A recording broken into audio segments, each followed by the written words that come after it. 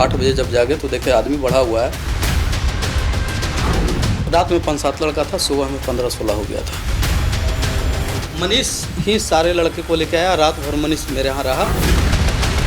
तब मनीष को हम बोले कि ये आदमी इतना कैसे आ गया। पूछे नहीं ये लड़का किस बात का है? हम पूछे थे तब बोला कि नीट का एग्जाम देने आया। असली दोषी कौन है, किसको मान रहे हो अभी तक इतने दिनों में? तो मेरे नज़र में मनीष को ही मान रहा हूँ। प्रश्न पत्र जो जलाया गया था वो आपने देखा था? आप ही के यहाँ से मिला है? हाँ, हम देखे थे। आपको संदेह हुआ या नहीं हुआ? संदेह तो हो गया था भैया। पहली बार कबूलनामा आशुतोष की तरफ से कि उन्हें संदेह हो गया था। तो नीट पेपर लीक का असली मास्टरमाइंड कौन है?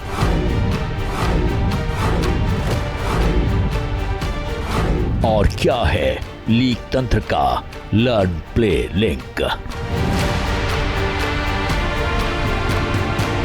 एबीपी न्यूज पर आज आपको हर एक सवाल का जवाब मिलेगा। आखिर कैसे साजिश को अंजाम दिया गया और वो कौन से चेहरे हैं जो अब तक पुलिस की गिरफ्त से बचे हुए हैं? एबीपी न्यूज नीट के चीट करने वाले सेफ हाउस के सीक्रेट एक्सपोज करने जा रहा है। तारीख 14 जून 2024। पटना के खैमनचीक इलाके में मौजूद लर्न प्ले स्कूल का ये बॉयज हॉस्टल अचानक चर्चा में आ गया। वजह ये वही हॉस्टल है जहां से ईओयू टीम को पेपर के जले हुए टुकड़े मिले। जांच में ये तक सामने आया है कि नीट परीक्षा से पहले छात्रों को इसी हॉस्टल में रखा गया। उन्हें परीक्षा में पूछे जाने वाले सवालों के जवाब रटाए गए।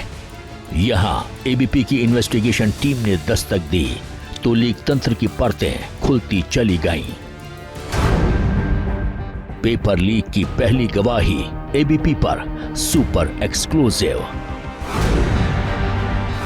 आपकी टीवी स्क्रीन पर दिख रहे ये दो चेहरे, इन दोनों का सीधा कनेक्शन लर्न प्ले स्कूल के इस हॉस्टल से है जहां साजिश को अंजाम दिया गया। या कहिए पेपर लीक केस की साजिश की तार कहीं ना कहीं इन दोनों चेहरों से जुड़े हैं। एबीपी न्यूज के एक्सक्लूसिव इन्वेस्टिगेशन में इन दोनों की गवाही और कबूलनामे में जो तथ्य सामने आए हैं वो केस की दिशा मोड़ने वाले हैं। मनीष ही सारे लड़के को लेके आया, रात भर मनीष मेरे यहाँ रहा। प्रश्न पत्र लीक का असली दोषी कौन है, किसको मान रहे हो अभी तक इतने दिनों में? हम तो मेरे नज़र में मनीष को ही मान रहे हैं। Character number 1 Ashutosh. Black T shirt में दिख रहा ये शख्स आशुतोष है जो लर्न प्ले स्कूल के हॉस्टल में किराए पर रहता है। एबीपी की एक्सक्लूसिव इन्वेस्टिगेशन में ये बात भी सामने आई कि इसी के जरिए मनीष नाम का युवक हॉस्टल में आया, जिस पर छात्रों को हॉस्टल में लाने और उन्हें जवाब रटवाने का आरोप है। अब दूसरे कैरेक्टर से मिलिए।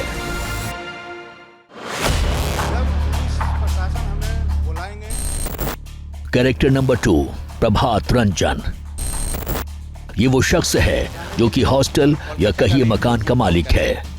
अब एबीपी के कैमरे पर दोनों ने क्या कुछ कहा, पेपर लीक केस में उनकी भूमिका क्या थी, जान लीजिए। हमें कोई जानकारी नहीं थी। हमें 6 तारीख के एक संजय जी व्यक्ति हैं जो बगल के मकान में रहते हैं, 4-5 मकान बाद, वो हमको 6 तारीख के 2 बजे सूचना दी कि आपके मकान पर छापामारी हुई है। उसके पहले मुझे किसी भी प्रकार का कोई जानकारी नहीं था। आपने किसको रेंट पर दिया था, क्या आप बताएंगे? मैं आशुतोष कुमार, मछरियामा का रहने वाला है, दनियामा प्रखंड, उनको मैं किराया पर दिया था। आशुतोष वही 5,000 रुपया देता था। पेपर लीक केस में हॉस्टल मालिक प्रभात रंजन ने किसी भी भूमिका से इनकार कर दिया। एबीपी की इन्वेस्टिगेशन टीम अभी प्रभात रंजन से बात कर ही रही थी। आशुतोष भी वहां पहुंच गया, जिसने अपने कबूलनामे में कई बड़ी जानकारी दी। कुछ परीक्षार्थी है, कल एग्जाम है, बाहर से आ रहा है, मेरे जान पहचान का है, रात में रहेगा, सुबह 6 बजे चल जाएगा। था मोबाइल हम बंद कर दिए थे उस समय। हम संजय जी को बोले कि इसलिए सम्मिलित होगा। ये वो मनीष है जिस पर नीट पेपर लीक के आरोप लग रहे हैं। आशुतोष का दावा है कि उसने दोस्ती के नाते अपने दोस्त मनीष को हॉस्टल में एंट्री दी। और वही तमाम छात्रों को हॉस्टल तक लेकर आया। उन्हें नीट से जुड़े सवालों का जवाब रटवाया, लेकिन उसे इस बात की भनक तक नहीं थी कि मनीष नीट परीक्षा का पेपर लीक कर रहा है। बताओ कितना बड़ा गुनाह हुआ है ये नीट प्रश्न पत्र लीक, जिसमें तुम और मनीष दोनों शामिल हो। गुनाह तो भैया हमसे हुआ कि हम उसको रहने के लिए दे दिए। गुनाह हमसे हुआ है कि उसको रहने के लिए दिए। ये कबूल करते हो? हाँ, गुनाह ये हुआ है कि हम कबूल करते हैं कि उसको रहने के लिए दे, लेकिन इस मामले में भैया हम कहीं से कुछ नहीं है दोषी, सिर्फ ये दोषी हैं। हाँ, ये हम बोल रहे हैं, अभी भी बोल रहे हैं। जिस समय हमसे मनीष रहने के लिए बात कर रहा था तो वो किसी से फ़ोन पर बात कर रहा था, तो कि ऐसा है कि उनको पैसा देना पड़ेगा, तो मनीष बोला कि इनको पैसा किस बात का दीजिएगा, जो देना होगा जो हमको दे दीजिएगा। तो इस बात की जानकारी क्यों नहीं दिया मकान मालिक को? क्या मुझे जानकारी नहीं दी। अरे हमको जानकारी उस समय तो ये बात जब पैसा का ठीक है रहने के लिए तुम दे दिया, दोनों में कोई नहीं बात किया, तो जब पैसा का मामला तुमको आया, मामला संदिग्ध बुझाया, तो तू 1 मिनट क्यों नहीं फोन घुमाया? हाँ, नहीं कर पाए भैया, हमसे गलती हो नहीं तो तुम साजिश हो। नहीं भैया, साजिश में हम नहीं। अरे तब बाबू हम बेगुनाह रहेंगे तो हम लल्लू जी के नहीं कहेंगे कि लल्लू जी ऐसा ऐसा काम है, हमको उचित बुझाएगा तो कीजिएगा लल्लू बाबू, और नहीं उचित बुझाएगा तो नहीं कीजिएगा। जब तुमको पता चला कि पैसा का लेन देन हुआ है तो इसकी जानकारी क्यों नहीं दी? इसका मतलब कहीं ना कहीं तुम भी संलिप्त थे, तुम्हें भी पैसा मिला है। नहीं भैया, हमसे एक पैसा। कितना पैसा मिला है? एक चमन्नी भी हम नहीं जानते हैं, एक चमन्नी नहीं जानते हैं, एक चमन्नी नहीं। अगर चवन्नी नहीं लिए तो फिर कैसे दे दिए उसको? बस दोस्ती के नाते उसको रहने के लिए दे दिया। और छुपा लिए? छुपा। कैसा दोस्त है जो भाग गया, जो पैसा की खुद बात कर रहा था और तुमको पैसा नहीं दे रहा था, तुम सुने भी थे? एक चमन्नी भी हम नहीं जानते इसके। इसका मतलब वो तुमको धोखा दिया? हाँ, धोखा दिया हमको भैया। तो उस लड़कन रहा तो एक पैसा तुमको नहीं दिया, तब 20 गो लड़कन रहा, तब 20 गो लड़कन के खाना, पहले हमरा कह दो, खाना पीना पानी कौन लाया? खाना पीना पानी कोई नहीं दिया ला करके भैया। तो कौन दिया? वहाँ कैसे रहा?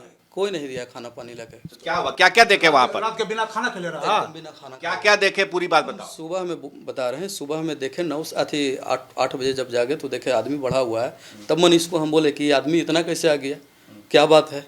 तब वो बताया कि इस तरह के वजह, थोड़ा देर में चल जाएगा, थोड़ा देर में चल जाएगा। इतना निर्दोष हो, इतने मासूम हो कि किस चीज का एग्जाम हो रहा है और इतने लड़के एक के बाद एक आए जा रहे हैं, तुमको पता ही नहीं है क्यों आ रहे हैं? रात में तो आया भैया, तो हम पूछे ही उसको से, पहले ही पूछे थे कि कितना पैसा लिए हो बताओ। हम भैया एक चमनी नहीं जानते हैं। तो फिर किस एवज में ऐसा सारा काम किए? दोस्ती में हम चले गए भैया, बस। अब अगर आशुतोष के इस कबूलनामे पर यकीन करें तो मनीष ही मुख्य आरोपी है। एबीपी की इन्वेस्टिगेशन में आशुतोष ने एक और कैरेक्टर का जिक्र किया है। आशुतोष ने बताया कि मनीष किसी मध्यम नाम के युवक से बात कर रहा था। मोबाइल पर हुई बातचीत में पैसों का जिक्र कर रहा था। हालांकि आशुतोष ने सिकंदर यादवेंदु और संजीव मुखिया के बारे में जानकारी से इनकार किया।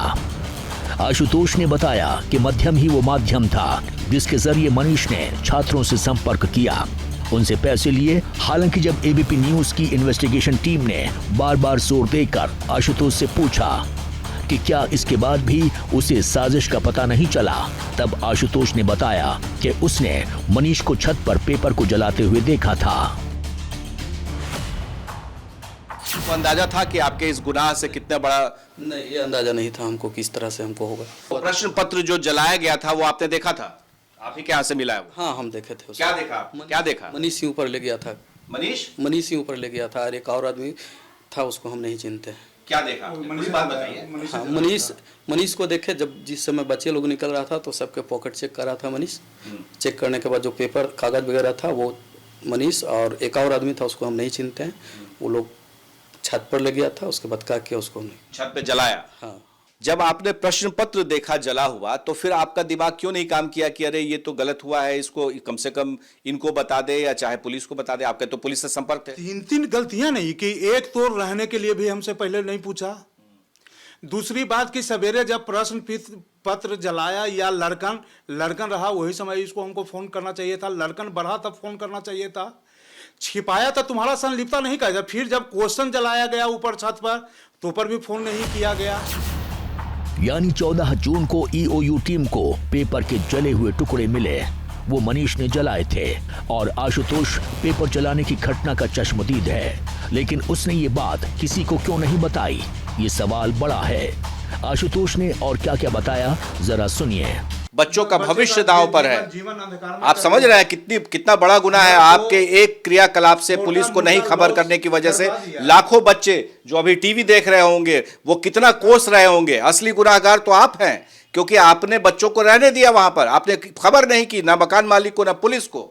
हाँ, नहीं किए थे किसी को। तो फिर क्या हुआ? पुलिस, फिर आपने जो बच्चे आए तो फिर आपने क्या किया? हम कुछ नहीं, वो लोग रहा, हम फिर 11 बोलते रहे, 11 बजे रात में हम फिर चले गए ऊपर। अच्छा, आप ये बताइए कि आप इतने अपने आप को निर्दोष बता रहे हैं।